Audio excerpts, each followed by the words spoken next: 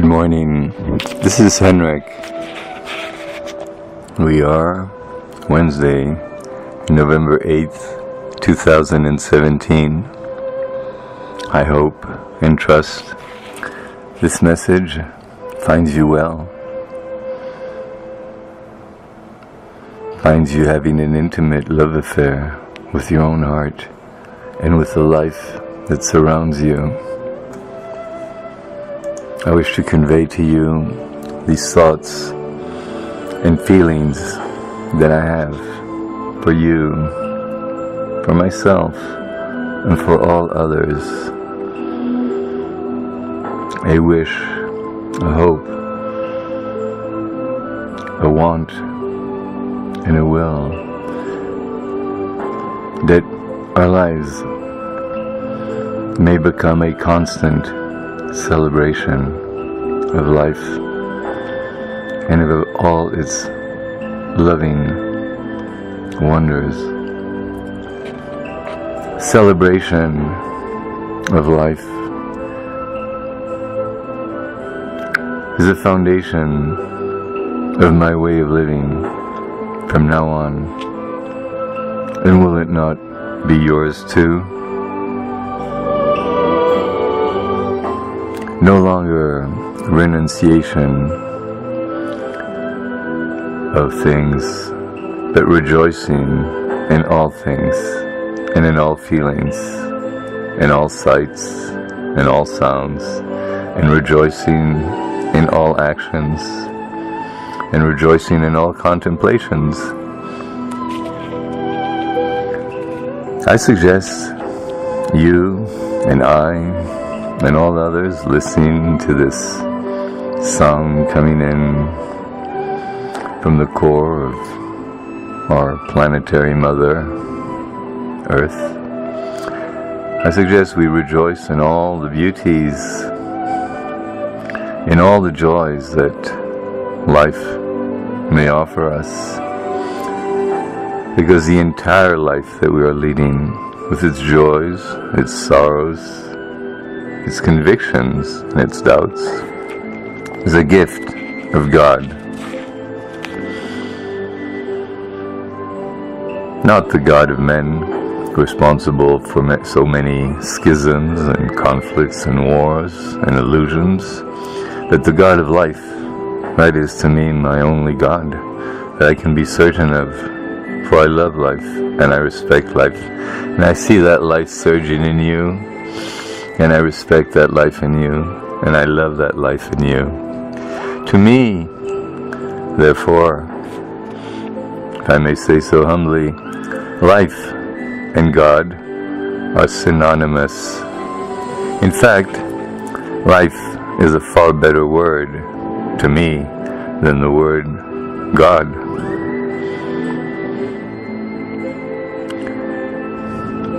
God is only a religious term, or at best a philosophical term, whereas life, as you well know, life is real. Life is existential.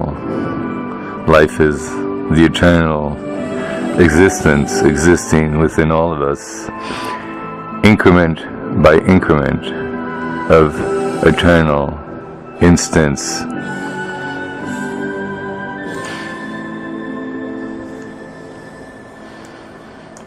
The word God exists, does it not, only in scriptures. It is a beautiful word. How many battles have been fought when God was worshipped in the Te Deum that was recited and sang before the bloody battles. So to me, God is a word, a mere word. Some say, rightfully so, it is dog, those bundles of wonderful love, spelled backwards. But life is within us, life is within you, life is within everything that is alive.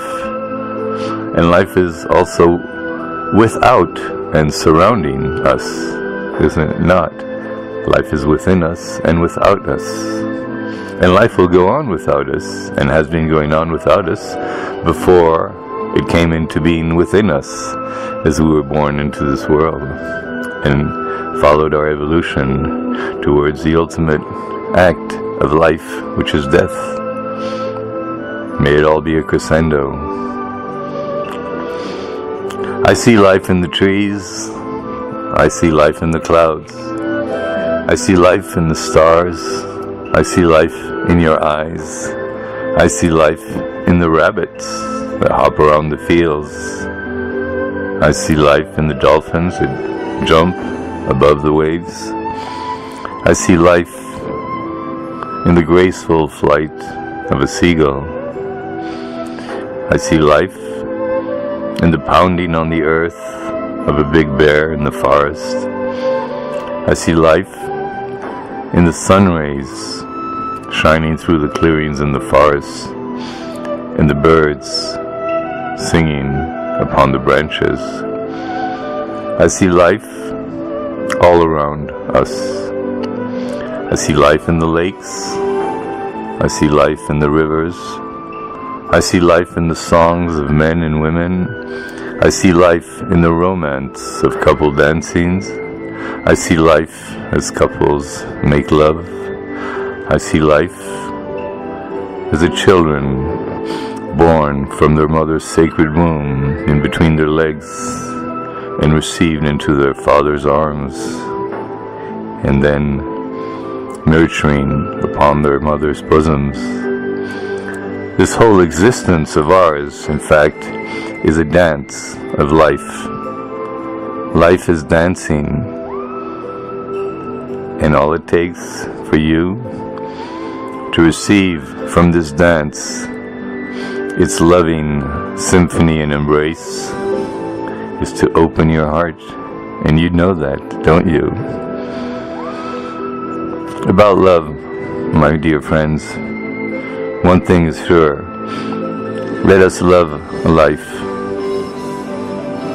and let us live our life totally, completely, and wholesomely. Let us love life and be as drunk with the divine manifestations of life and existence throughout all of our lives. I am, I must say, in complete and tremendous love with life. I live an intimate love affair with life. Hence, I live my life as a celebration of life, not as a celebration as a party animal. No, that is a loving animal, loving every moment, loving every breath, loving every embrace, loving every work, loving every manifestation. Everything in this world can be celebrated, can it not? And indeed, it should be celebrated. Everything has to be lived. Isn't that so? We have no choice. But the choice we have is that everything that has to be lived, can be loved. That was a Freudian lapsus. I said loved instead of lived. Everything has to be loved, and therefore lived. And what has lived has to therefore be loved. To me, nothing is mundane. I follow not routine. And nothing to me is sacred except what I truly value and can love in my heart of hearts, in the innermost sanctum of my soul. All is sacred to me, not the relics of the saints' bones in churches, or other artifacts in other mausoleums or temples or mosques. To me, all is sacred, from the lowest rung of the ladder, the worm, the spider,